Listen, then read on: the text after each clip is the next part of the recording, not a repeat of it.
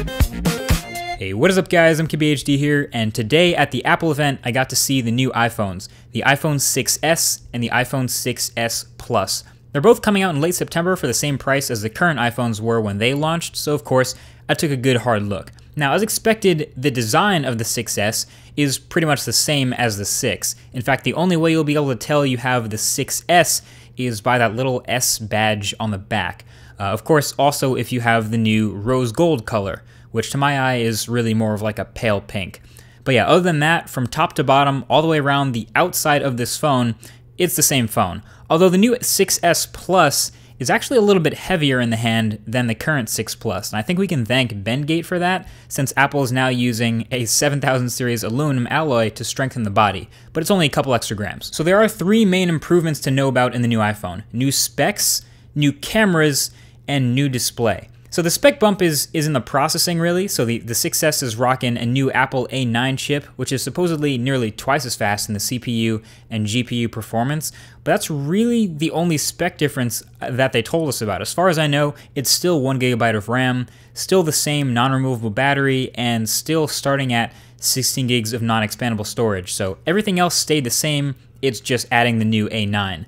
And the camera in the iPhone is really a bump that got me interested in it a lot. So before, the iPhone had an 8 megapixel camera, as we all know. This new iPhone is rocking a 12 megapixel sensor, which is awesome for a couple reasons. One, that means the photos will be even crispier, and if the demo photos from the events are any indication, we may have a new #1 best smartphone camera. And number two, 12 megapixels now means we have a large enough sensor, or enough pixels, for 4K video. So this smartphone is now capable of hanging with the heavy hitters like the Galaxy S6 and Note 5 and LG G4 and everything, pretty much every other smartphone that's come out this year that shoots 4K video. Plus the 6s also has optical image stabilization that now works during video as well, so I'm really looking forward to testing this camera a lot more. And as a bonus, the front-facing camera also got a nice little bump up to 5 megapixels, and it now uses the display as a dual-tone flash, according to the ambient light. Smart. And with these new iPhones, you can now turn on something called Live Photo, which will capture 1.5 seconds before and after you snap the photo, which is pretty neat. And you can view the live photo by pressing down on the photo in the gallery, which brings us to our third and final major change, and that's 3D touch. Not Force Touch, 3D touch. But basically the same thing as Force Touch. So now the iPhone 6s display is pressure sensitive and to multiple levels. So you can press down a little harder on the display to bring up a context menu in tons of places all over the OS. It's kind of like an expand button or a more info button. So you can 3D touch an icon on the home screen to bring up some quick actions for that app, or you can press an address in a thread to preview the location in Apple Maps. Or you can press a thread in a messaging app itself to preview what's in that thread. And with all these previews, if you like what you see, then you can press even harder to fully expand and bring yourself into it. Or if you don't want to, then you can release the Force Touch and then it shrinks itself back. So it seems like this can be useful at a level on a smartphone.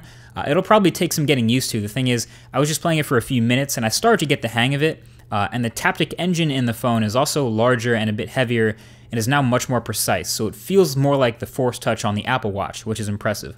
And it's fast. I mean, obviously the whole phone will be fast with that new A9 chip and moving around the interface, combined with swipes and gestures I already know. Combining that with the 3D touch just made it feel nice and fast. I don't know, the quick tip is with the home screen icons, you can press and then swipe over onto the action you want to perform, which was really quick. And multitasking with the 3D touch swipe in from the left side is also pretty quick now too, so definitely a little bit of a learning curve to get everything down and figure out where you want to use 3D touch, but it's promising. Also, third-party apps can and definitely will take advantage of this 3D touch too. So there was a couple things demoed. There was a game that can literally change weapons if you press the display harder. There was also apps like Facebook and Instagram that are already coded and updated to take advantage of 3D touch on the iPhone 6s. So there you have it. It's the new iPhone. The TLDR is it's faster, crispier, and a little more sensitive. So faster chip, faster Touch ID, faster UI, crispier for the cameras on the front and the back, and that 3D touch pressure sensitive display. It's not all super new stuff. I mean, lots of it has been seen in other smartphones before, but when going from iPhone 6 to iPhone 6s, this is about what I expected. Anyway, the full review will come when I get to use this guy as my daily driver, so let me know with a comment what you guys want to see tested right below that like button, and I'll get to hear your thoughts. Thanks for watching, and I'll talk to you guys in the next one. Peace.